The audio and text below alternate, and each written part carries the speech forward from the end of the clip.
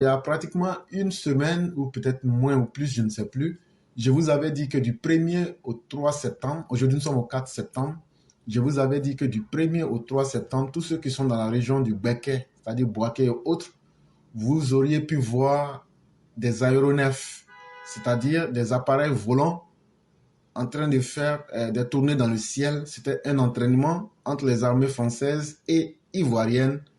Et donc, ceux qui étaient dans cette région-là peuvent confirmer que du 1er au 3 septembre 2024, dans la région du Béquet, il y a effectivement eu des manœuvres militaires entre les deux armées que je venais de citer.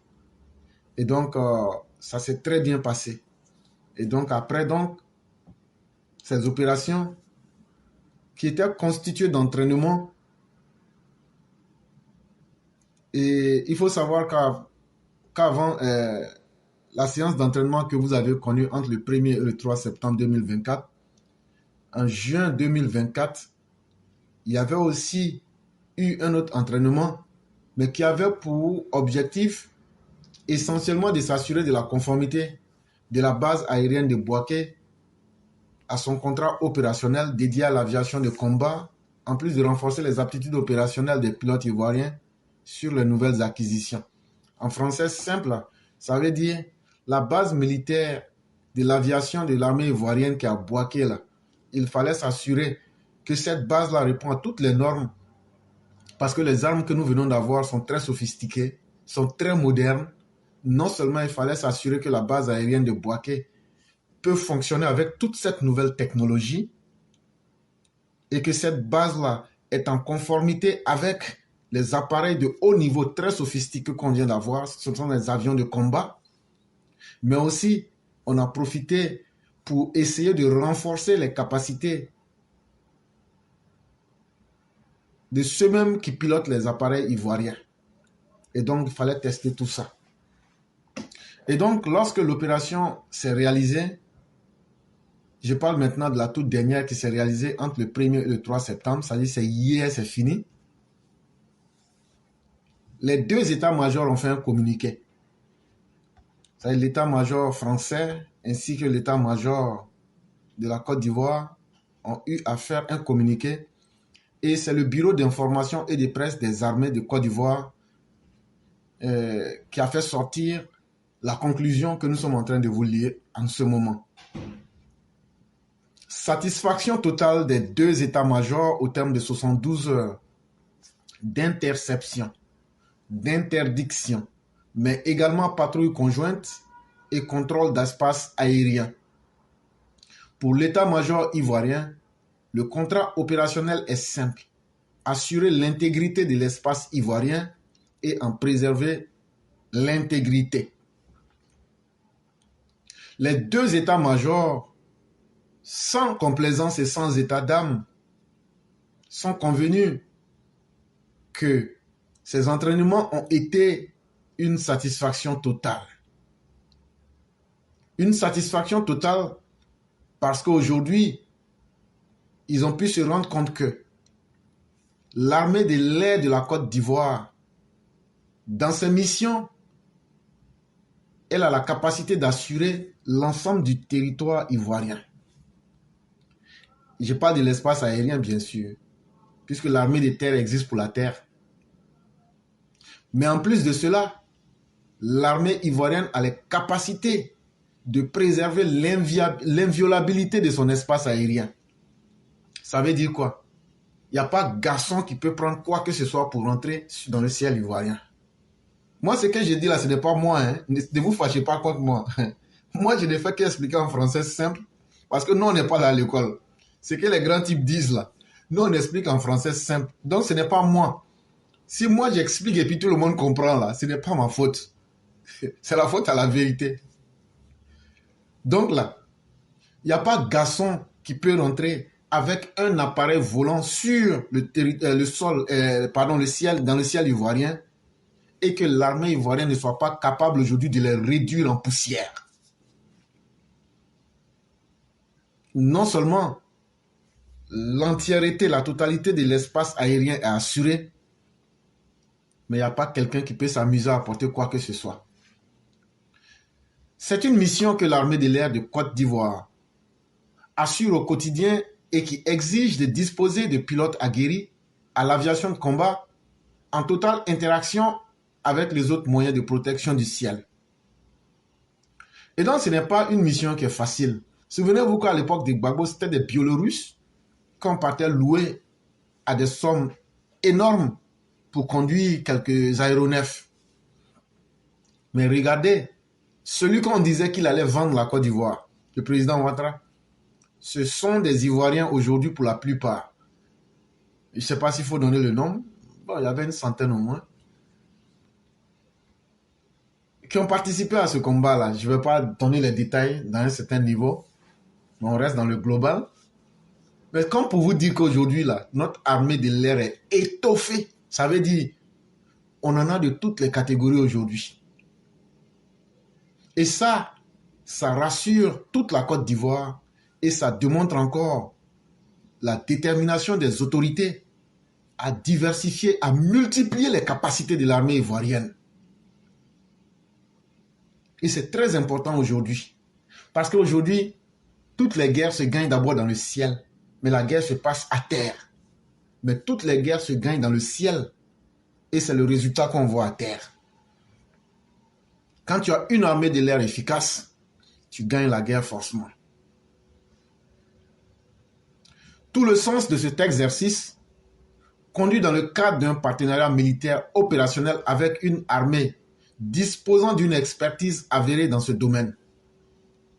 Et donc aujourd'hui, la capacité de se distinguer dans le bon sens, d'être une référence aujourd'hui, en tout cas l'armée de l'air a démontré tout son savoir.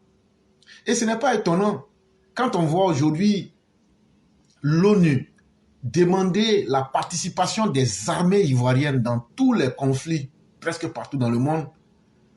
C'est parce que cette armée a pris le temps de former ses hommes. Cette armée a pris le temps d'avoir des soldats qui répondent aux standards internationaux. Ça veut dire quoi? Ça veut dire l'entraînement que les grandes nations font et puis le monde entier reconnaît là. Je vais expliquer en français simple. Il y a des diplômes qui sont des diplômes locaux. Il y a des diplômes là. La valeur, c'est dans ton pays seulement. Mais il y a des diplômes qui sont internationaux. Et nous, nos pilotes là, leur formation là, c'est une formation internationale. Et comment on sait que c'est une formation internationale? Parce que l'ONU a toujours besoin de l'armée ivoirienne lorsqu'elle a besoin de sélectionner les meilleures armées du monde pour essayer d'aller imposer la paix. Voilà, depuis que le président Ouattara est venu, notre armée a eu une capacité internationale. Parce que on ne s'est pas limité à former de la soldatesque pour chicoter nos mamans dans les marchés ou bien pour essayer d'aller rendre la vie dure aux civils. Mais on a formé une véritable armée qui aujourd'hui est fière et fait la fierté de la Côte d'Ivoire. Parce qu'aujourd'hui, tu ne peux pas parler de maintien de la paix dans le monde et ne pas parler de l'armée de Côte d'Ivoire. Mais pourquoi cette armée-là est recherchée? C'est parce qu'elle s'entraîne avec les meilleures troupes au monde. Quelles sont les meilleures armées au monde? L'armée française, l'armée chinoise, l'armée américaine, l'armée française, l'armée allemande, etc., etc. Est-ce que l'Allemagne a une armée? Je ne pense pas. Ça doit être une erreur. Je ne sais pas si maintenant ils ont une armée, mais je sais qu'ils étaient dans une mission au Mali. C'est par rapport à ça que je parle de l'armée allemande. Je sais qu'ils étaient au Mali. Oui, ils étaient au Mali. Oui, là, je m'en souviens.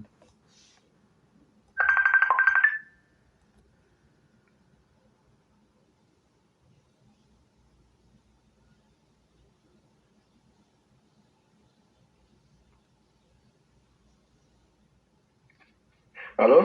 Je suis en direct. Ok.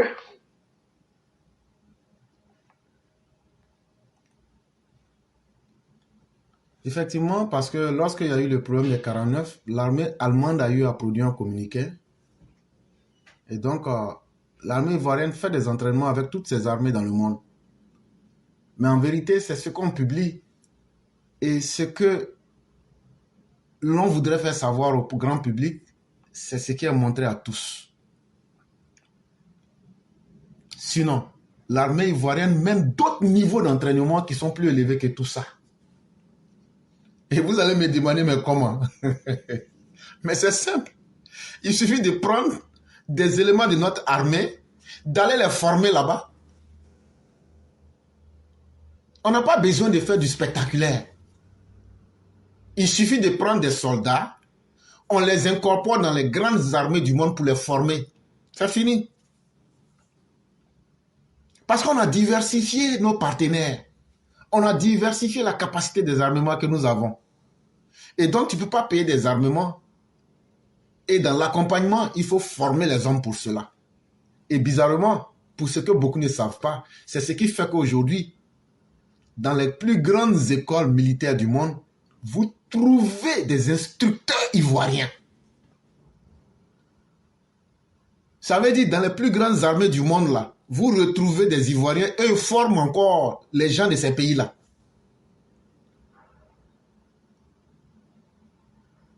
Et donc, c'est tout ça qui fait la puissance de cette armée-là. C'est tout ça qui fait que cette armée est devenue républicaine parce qu'elle a une image de marque. Parce que cette armée-là a mis son image de marque à un niveau où elle ne peut plus se dégrader pour être une armée tribale fantoche, une armée à la Laurent Gbagbo, une armée de Vuvuzela. Et vous voyez que depuis que le président Ouattara est là, on a l'impression même que l'armée n'existe pas.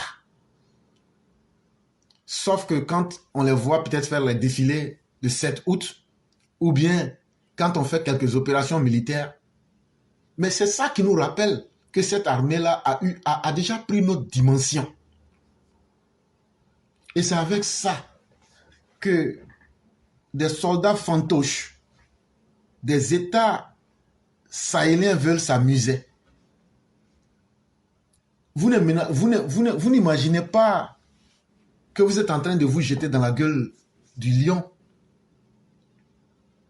Et comme on le dit, qui prépare la paix doit aussi préparer la guerre. C'est quand tu montes ta capacité d'être violent que les autres maintenant peuvent se raviser et puis se dire, ah, faisons attention. Mais le 27 mars 2024, il y a certains qui avaient voulu venir payer de la cigarette, mais c'est eux-mêmes qui ont été fumés correctement. Ce n'est pas parce que la Côte d'Ivoire est silencieuse que c'est un signe de faiblesse. C'est même une capacité, c'est un signe même de notre fort contrôle sur la réalité. Quand tu contrôles correctement la réalité, ta sérénité finit par faire croire aux idiots que tu as peur. Alors que c'est parce que tu es conscient de ta capacité de destruction, ta capacité létale. Quand tu sais que tu es trop dangereux, tu ne dois pas t'amuser n'importe où. C'est comme nous, notre groupe là. Je dis bien nous, notre groupe là, nous avec la Apollo là, nous qui avons les ceintures noires là. Est-ce que nous, on peut venir pour nous amuser à faire un combat avec les mères Foudadome et les mères Salikone? Ou bien aller attaquer les vieux chaos des EPV? Mais c'est comme si on gâte notre nom 2 fois. Toi, tu as ceinture noire. Maintenant, tu t'en vas t'attaquer à quelqu'un qui est en train de faire lutte villageoise. Non seulement tu as gâté ton nom, tu as gâté le nom de ton grade, et puis tu as gâté même le nom même de ton maître qui t'a entraîné. Parce qu'on va dire, mais c'est comme si tu as pris lance-roquette pour aller tirer ça sur pigeon.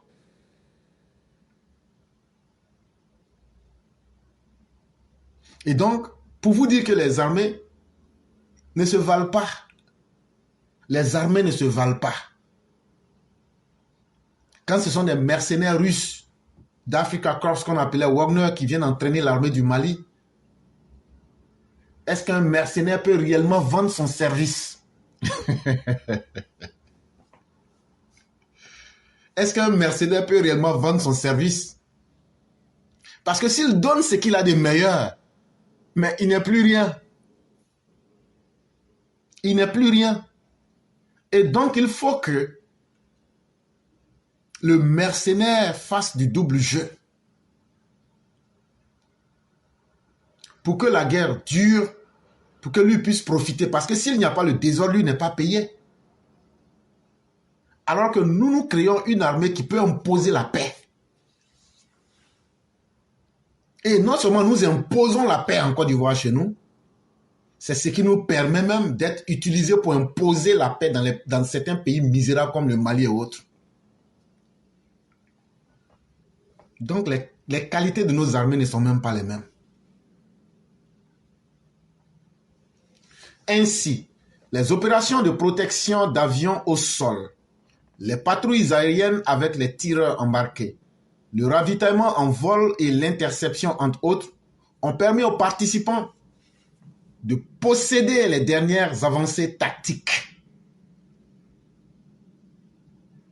Quand on parle de tactique, on va expliquer ça sommairement. La tactique militaire, c'est l'art de conduire une bataille.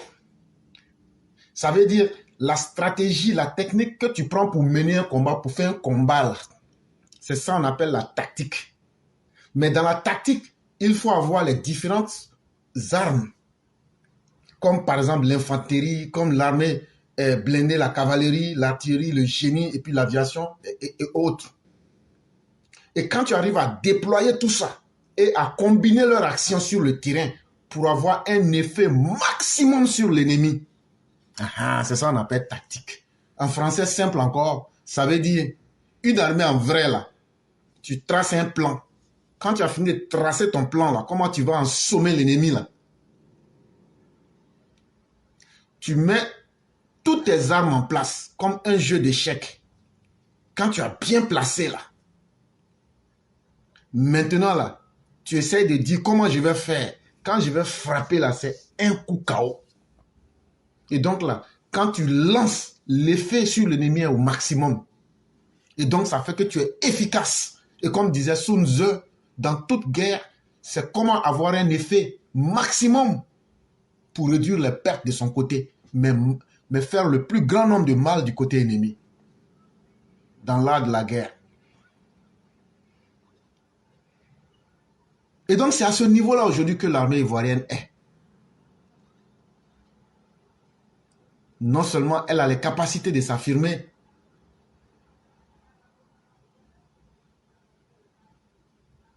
l'armée ivoirienne assure au quotidien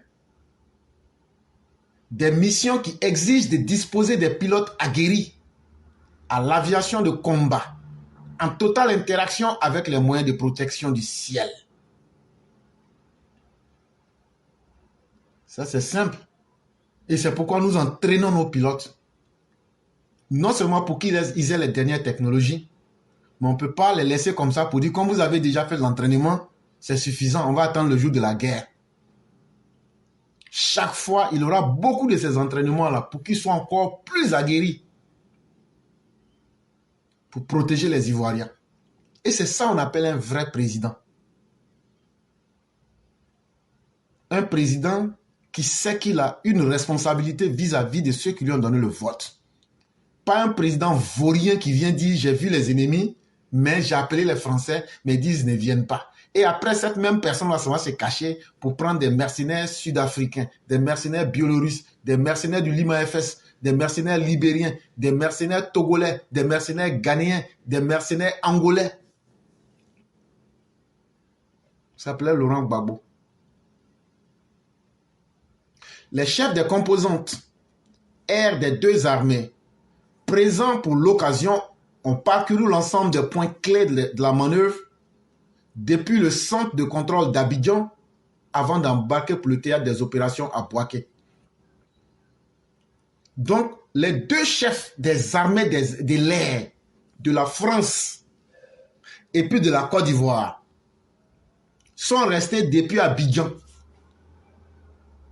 Et puis, ils ont fait une revue de la manœuvre depuis Abidjan.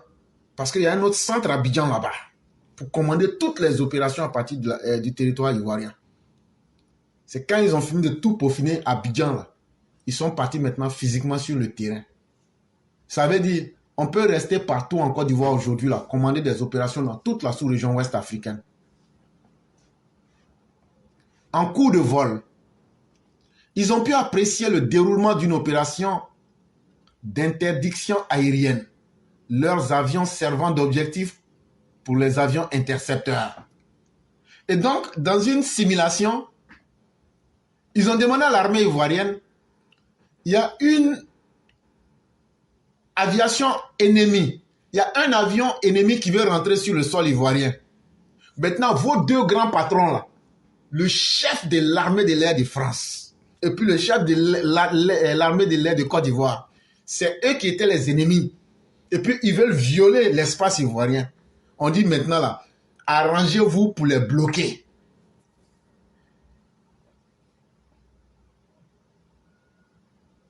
C'est ce qu'on appelle les opérations d'interdiction et d'interception. Ça veut dire, on va vous détecter et puis maintenant être capable de vous freiner. On va vous parler. Voilà. Vous êtes en territoire ennemi. Voilà, on vous demande. Voilà ce qu'on veut que vous fassiez. Si vous ne le faites pas, dans les minutes qui suivent, là, on vous réduit en poussière.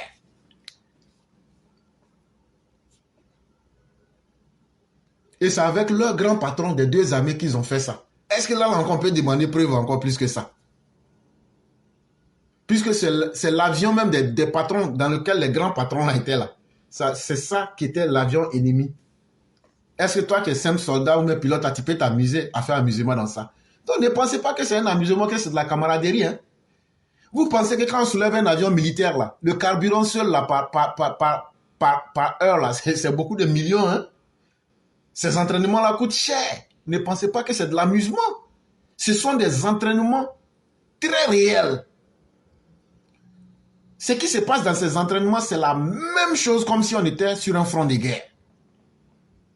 Et donc, ne pensez pas que, comme on dit, c'est la France, ils sont venus s'amuser. Non, c'est loin de là.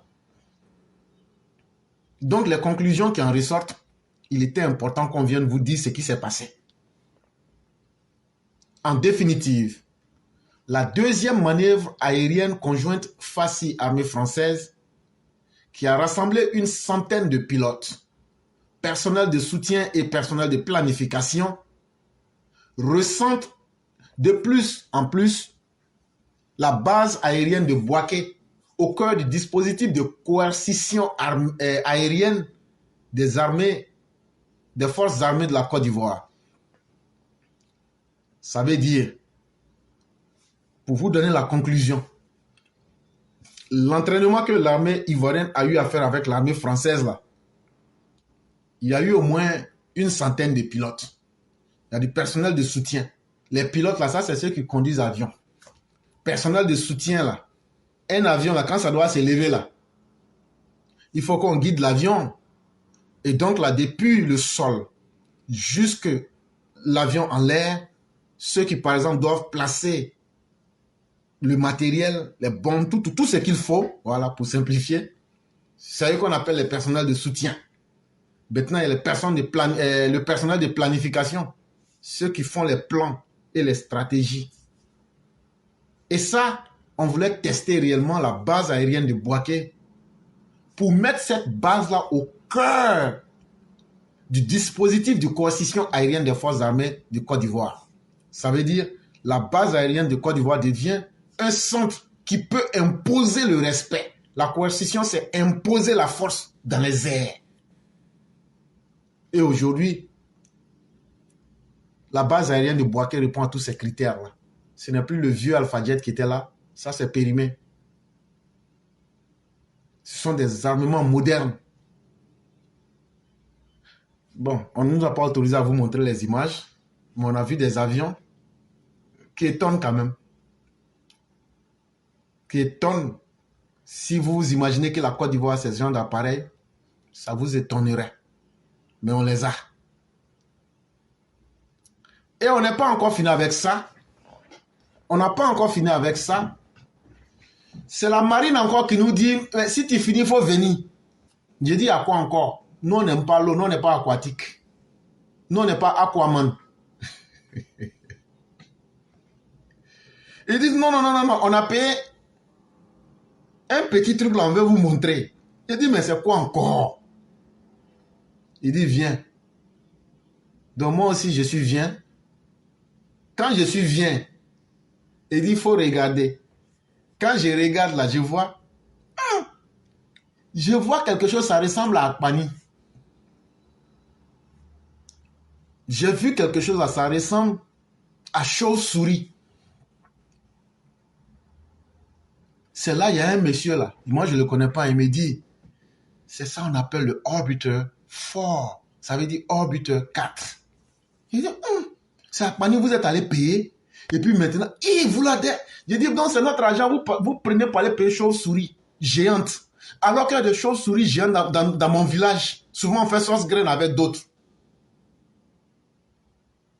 Avec les woya aussi. Souvent, on mélange les deux avec escargot. Vous êtes méchant de... Pourquoi vous pouvez faire ça? Vous êtes parti payer chauve-souris séchée. Et c'est ça, vous dites... Il me dit, mais toi, il dit, mais vraiment... Il dit, être parent de Louga François, c'est aussi un problème. Parce que pour vous, si ce n'est pas dans la bille, c'est dans manger. Donc, quand il a dit ça là, c'est là que je me suis réessayé. Il dit, il ne faut pas insulter mes parents. Il dit, ok. Il dit, c'est entre nous, Ivoiriens, c'est un attachement entre nous. Il dit, il n'y a pas de problème. Il dit, frère, si c'est pour ça là, tu m'as appelé là, Akpani séché là. Nous, on peut gagner ça au marché gros là-bas. Il me dit, hey. Il dit, c'est pas Akpani séché d'elle. Il dit, il faut bien regarder. C'est là maintenant, j'ai mis ma tête et puis j'ai regardé. Qu'est-ce que je vois? C'est un drone qu'on appelle Orbiter 4. C'est un drone de la toute dernière génération. C'est là que j'ai dit, bon, comme c'est comme ça là-haut. J'ai dit, il faut m'expliquer maintenant. Je vais écouter. J'ai pris un papier, je me suis assis à terre, comme l'autre là. Il m'a fait asseoir à terre. Donc quand je me suis assis à terre, j'ai dit, il faut parler, moi j'écris seulement. C'est là, il dit, c'est que tu vois, et puis toi tu vois tout en viande là. Ça là, c'est pas viande. J'ai dit, j'ai écrit ça. Il dit, si tu veux, il faut aller toucher. Quand j'ai touché, c'était pas viande. Il dit, bon, ça là, on appelle ça Orbiter 4. Il dit, ça là, c'est un drone de toute dernière génération. Il dit, ce que tu vois là, c'est un appareil là. Lui-même là, il peut voler tout seul pendant des jours et des jours. On appelle ça l'autonomie de vol. J'ai dit, comme ce qu'on fait la nuit au village, quand on doit aller bouffer certains parents là, on peut être autonome du matin, de la nuit jusqu'au petit matin. Nous aussi, on est autonome quand on vole un peu, voilà, vous savez, papagnon, voilà. Il me dit, il faut laisser tes trucs là, ça c'est au village là-bas. Il y a une vieille même un jour, elle-même, ils l'ont attrapée à 9 h du matin parce qu'elle a oublié son territoire. Il dit l'autonomie là. Il dit cet avion là, on peut même le mettre en l'air et puis l'oublier même. Mais il dit ce n'est pas ça qui est important. Il dit ce que tu vois là, ça peut détruire tout l'AES en 10 minutes. Il dit cet avion que tu vois là, ça a une faible signature de radar. Ça peut rentrer presque partout. Et puis il m'a dit, tu ne connais pas l'expression se mettre sous le radar? J'ai dit oui, oui. J'ai dit nous-mêmes quand on partait, souvent à l'école là, notre maître nous disait que se mettre sous le radar, ça veut dire savoir bien se positionner pour passer inaperçu.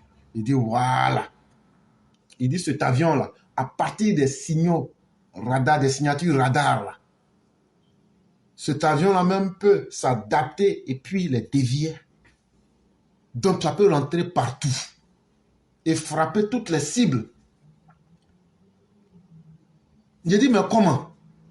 Il dit, mais simplement parce que ce que tu vois là, l'Akpani là a une variété de capteurs intégrés. J'ai dit, ça c'est fort pour moi. Il dit, non. Il dit, ce sont des niveaux de technologie que tu ne peux pas imaginer. Il dit à travers, il dit, on peut tout faire avec. Il dit, il faut prendre ça comme ça. Il dit, on peut prendre ça comme des appareils de surveillance. On peut prendre ça pour faire de la recherche. On peut prendre ça pour écouter les gens. On peut prendre ça pour assister des troupes ou même des personnes. Il dit, on peut adapter ça aux civils comme aux militaires.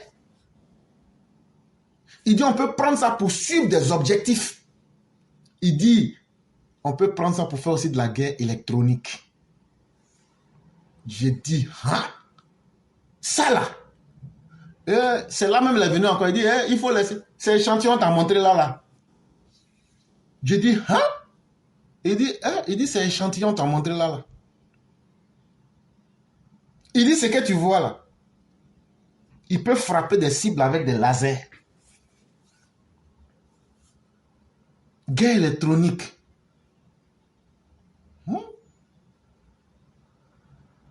Et ce même appareil que tu vois là, ça peut faire des marquages de cibles pour des frappes guidées. Alors là, j'ai dit, les lamentins baveux avec les ânes aux dents carriées sont foutus. J'ai dit, ils sont foutus.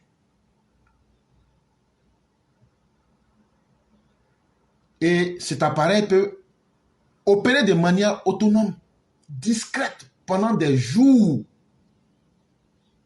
Et c'est ça notre marine. Ceux qui sont sur l'eau là, c'est ça ils sont allés prendre. Et après il m'a dit encore, tu n'as pas vu les opérations qui se passent à Boaké? C'est là que j'ai dit, je vois. Il dit, si on veut là, on peut synchroniser tous nos appareils volants. Et il dit, si on fait ça là, c'est pas bon. Il dit, si on fait ça là, imagine-toi, on peut synchroniser l'infanterie avec l'armée blindée de la cavalerie, l'artillerie, le génie, l'aviation tactique, choses aériennes comme en mer. Si on met tous ensemble un coup. J'ai dit, hein? Moi-même, j'ai attrapé ma tête. J'ai dit, Mao! Ah! Ouattara. Ouattara de... J'ai dit, est-ce que le vieux n'a pas payé bombe atomique? Est-ce que Vieux n'a pas payé bombe atomique? Moi, en tout cas, je vais inviter l'AIE à aller vérifier. Comme ce qu'on fait à la Corée du Nord, là. Il faut qu'on parte vérifier.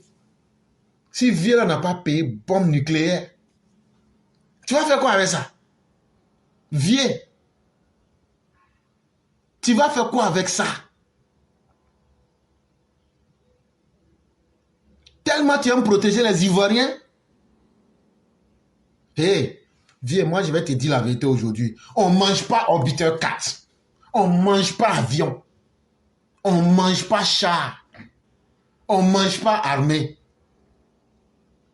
Voilà. C'est à Pani nous on mange. Nous là, tout est dans notre ventre. Mais est-ce que je peux manger si je n'ai pas la paix? Est-ce que je peux bien digérer si je n'ai pas de route? Est-ce que je peux bien digérer si je n'ai pas une armée qui peut me protéger des terroristes de l'AES? Chers Ivoiriens, ne faisons pas de compromission. Ne nous blaguons pas de combat. L'armée de la Côte d'Ivoire fait la fierté aujourd'hui de l'Afrique. Nous sommes la première puissance militaire d'Afrique. Nous sommes la 98e armée la plus puissante au monde.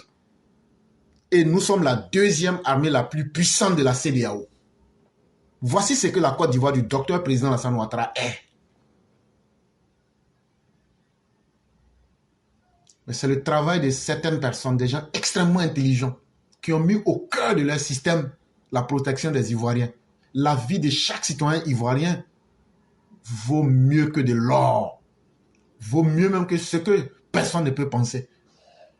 Quand on est en Occident, ce qui fait qu'on fuit pour venir chez les Blancs, c'est parce qu'on sait que ta vie n'est pas menacée comme au pays, lorsque c'était le temps des Babos. En Occident, là, c'est vrai que d'abord, on est tous sur la planète Terre. Hein. Et de deux, ici, ce qui fait la différence entre l'Afrique et puis l'Occident, là, C'est que tu ne peux pas être au bord de la route comme ça. Il y a des événements malheureux qui arrivent. Hein. Ça, on ne peut pas exclure. Mais dans l'absolu, à 90% là, ta vie n'est pas bêtement menacée. Ah, si tu t'arrêtes devant moi, je vais te cogner et puis il n'y a rien.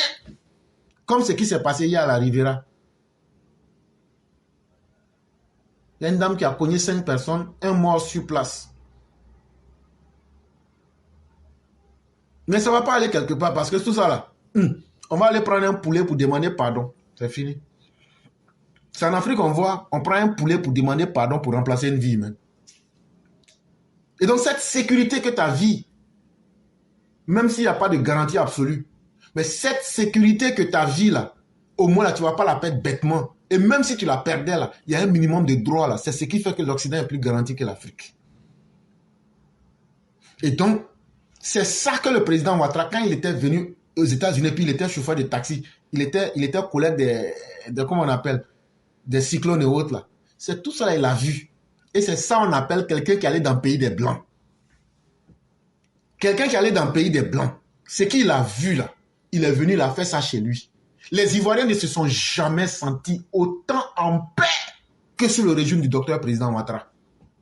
Si tu veux même là, il faut dormir même dehors. Ce n'est pas un problème de quelqu'un. On est entouré par des États terroristes et des putschistes. Mais la Côte d'Ivoire se porte comme un charme. Nous disons merci à tous ceux qui assurent la sécurité. Depuis les tableaux noirs, les lacrous, les en bas, les services de renseignement à tous les niveaux, l'infanterie, l'armée de terre, les blindés, la cavalerie, l'artillerie, l'aviation, que ce soit maritime ou bien dans le ciel. Parce que bateau là, c'est pas avion sur l'eau. Donc c'est avion de l'eau. Donc là, aviation aquatique. On va dire ça maintenant. Puisqu'on ne sait pas quel Ouattara va nous envoyer un jour. Donc de la même manière que l'aviation aérienne, il y aura aussi aviation aquatique. Ça, on vous parle des sous-marins. Mais bon, les sous-marins là, si on peut. Oui, on peut placer à partir d'Abidjan pour bombarder. De l'autre côté. Sinon, il n'y a même pas rivière là-bas même. Il n'y a pas rivière là-bas. Non, il y a rivière. Les inondations qui sont arrivées là, oui. Grâce aux inondations, on peut aller poster nos appareils pour faire le travail et puis revenir. On va essayer ça un jour. C'est pas vous qui vous moquez de nous quand il y avait une inondation à Abidjan. Que Dieu augmente aussi vos inondations là. Et puis que Dieu fasse que le choléra rentre dedans. D'abord, on est dans un camp là. À Gao, là, il y a le choléra là-bas, non? Je n'ai pas encore fait le bilan, mais que Dieu augmente ça aussi. Je n'ai pas dit le nom de quelqu'un, donc on ne peut pas m'accuser. Je n'ai pas dit le nom d'un pays.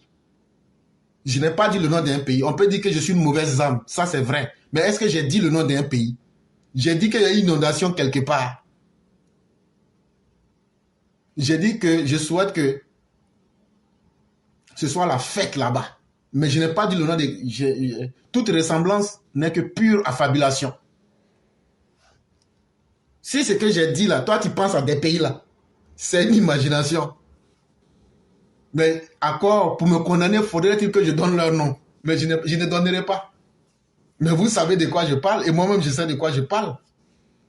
Donc là, que Dieu n'a qu'à augmenter le choléra là-bas comme ça. Si Dieu pouvait transporter tout le monkeypox, la variole du singe là, pour verser ça sur eux. Et puis encore quoi même? Il y a quelle nouvelle maladie même? Serpents aussi, oui, oui. Les serpents vénéneux là. Si Dieu pouvait aussi les transporter pour verser sur eux en plus encore. Et puis mettre serpents dans leurs pantalons. Que Dieu mette le serpent dans le pantalon de chacun d'eux là-bas. Et puis, ça va les piquer là où vous imaginez. J'espère qu'on imagine le même endroit. Et comme ça, là, ils vont vivre une douce souffrance. Ça, je fais dans l'oxymore. Hein. Et moi, je vais dire, je vous souhaite une douce souffrance. parce que vous êtes l'association des États en souffrance. Donc que Dieu mette assez de serpents, de scorpions dans vos boubous puants. Et tous ceux qui prient pour le malheur des uns et des autres, qui ne leur ont rien fait, que toutes vos malédictions se retournent contre vous là-bas.